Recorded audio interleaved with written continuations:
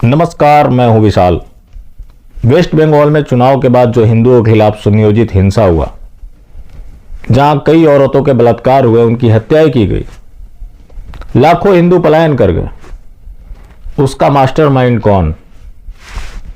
Sufiyan Sheikh, TMC का नेता है, जिसको लेकर शुभेंदु अधिकारी ने सवाल खड़े किए कि ये पूरी घटना का मास्टरमाइंड है और इसकी वजह से हिंदुओं का जीवन तबाह हुआ और एक साजिश के तहत हिंदुओं का पलायन कराया गया और जो घुसपैठी है उन्हें बसाया जा रहा ताकि डेमोग्राफी चेंज हो सके। अब घुसपैठी आ रहे हैं, बॉर्डर से आ रहे हैं, तो वो जो घुसपैठी है बॉर्डर से आ रहे हैं, किसके साथ पे आ रहे हैं? जाहिर सी बात है कि बीएसएफ से अगर उनकी मिली भगत ना हो तो सीमा के अंदर आएंगे भी तो कैसे आएंगे? वो जो बीएसएफ है वो किसके अंडर में आता है? गृह मंत्रालय के। क्या अमित शाह की कोई जवाबदेही बनती है या नहीं बनती है? ठीक है कि भारत में जो बांग्लादेशियों का समस्या है, मूल समस्या, क्योंकि वो समस्या आज भी जारी है और ऐसा नहीं है कि बांग्लादेशी अब भारत में नहीं आ रहा है, तो वो तो कांग्रेस के राज में हुए, लेकिन रोहिंग्या किनके शासनकाल में भारत में प्रवेश किए? अब जो वहां बताया जाता है कि एंट्री फी मात्र 10,000 रुपये है, 10,000 रुपये दो और एंटर कर जाओ।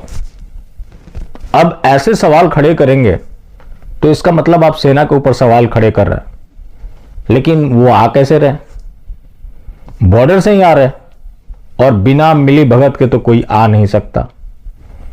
अब जो बॉर्डर सिक्योरिटी फोर्स है, कोई भी फोर्स हो, कोई भी अधिकारी हो, कोई भी व्यक्ति हो, जो उसका ड्यूटी है, अगर वो ड्यूटी से हटकर काम कर रहा है तो उसके पीछे दो वजह है।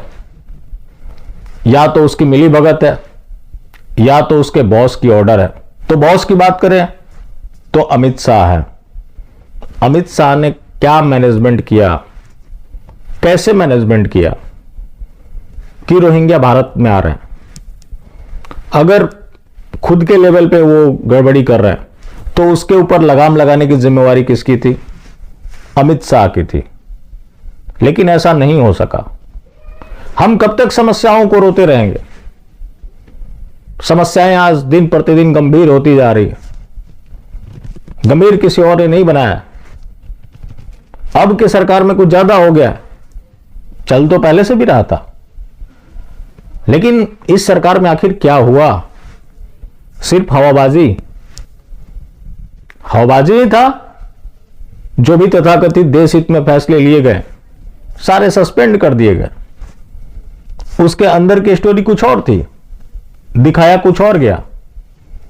तो ऐसा नहीं है कि ये बंगाल तक रुक जाएगा, ये बढ़ता चला जाएगा। बिहार के भी कुछ हिस्सों में पहुंच गया है, जो सीमांचल एरिया है, धीरे धीरे बढ़ता चला जाएगा। उसके बाद क्या? लेकिन सरकार सही दिशा में काम कर रही है। अगर सही दिशा में काम कर रही है तो ये सब हो कैसे रहा है? ये ठीक बात है कि मुजाहिदों ने यहां फैक्ट्री लगा रखी है बच्चे पैदा करने की, लेकिन बाहर से भी आ रहा है और हर जगह सुनियोजित तरीके से डेमोग्राफी चेंज किया जा रहा है। उनका अल्टीमेट जो गोल है, मिशन गजवाए हिंद, और XYZ किसी की भी सरकार हो, सब उसमें मददगार साबित हो रही हैं। लेकिन अभी भी एक चीज जरूर होगा कि हमारे पास विकल्प नहीं है, हम करें तो क्या करें?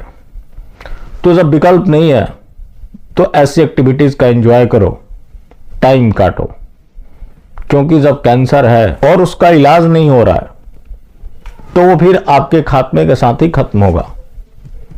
और उनका एजेंडा पूरी तरह से क्लियर है कि उन्होंने करना क्या है, उसके तहत वो दिन रात एक एक किए हुए हैं।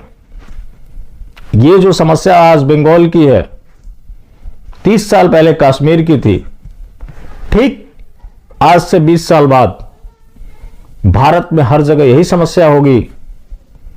शुभेंदु अधिकारी ने, ठीक है, भारतीय जनता पार्टी के नेता हैं, उन्होंने मांग की, है मुद्दा उठाया, लेकिन सवाल यह भी है, क्या भारतीय जनता पार्टी अगला बंगाल में चुनाव लड़ने की कंडीशन में होंगी?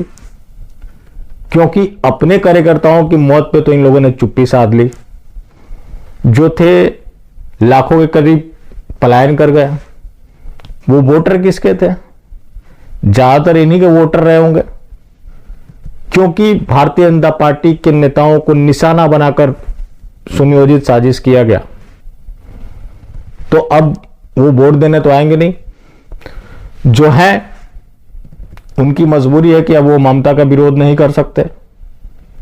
बहुत ऐसे भी है जिनको इनसे नफरत हो गई, क्योंकि इन लोगों ने कोई आवाज नहीं उठाई, जो कि इनके लिए बहुत आसान था। बेशक मास्टर स्ट्रोकवादी, जुमला जिहादी, जिस तरह से भी मर्जी आपका ब्रेन वॉश करे, लेकिन सच्चाई को नहीं झुठलाया जा सकता। आप इमेजिन करें कि ममता बनर्जी प्राइम मिनिस्टर होती और ये जो तथाकथित राष्ट्रवादी किसी राज्य में होते, क्या उस राज्य को मुख्यमंत्री बने रहते? वो भी उनके कार्यकर्ताओं के साथ इतने अत्याचार के बावजूद भी। ऐसा कभी भी नहीं हो सकता था, लेकिन सब हो रहा है। बंगाल चुनाव में भी कहा जा रहा था कुछ बड़ा होने वाला है। बड़ा तो देख ही रहे, और मैं तो तब से बड़ा हो रहा है सुन रहा हूं, तब से बच्चा पैदा होकर स्कूल भी चला गया होता।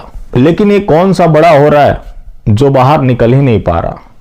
बाकी जिंदा रहे तो फिर मिलेंगे, और मिलते रहेंगे तो जिंदा रहेंगे। मिलना जुलना जारी रखें, लेकिन हाँ, उनमें शामिल मास्टर स्ट्रोकवादी बिल्कुल भी ना हो।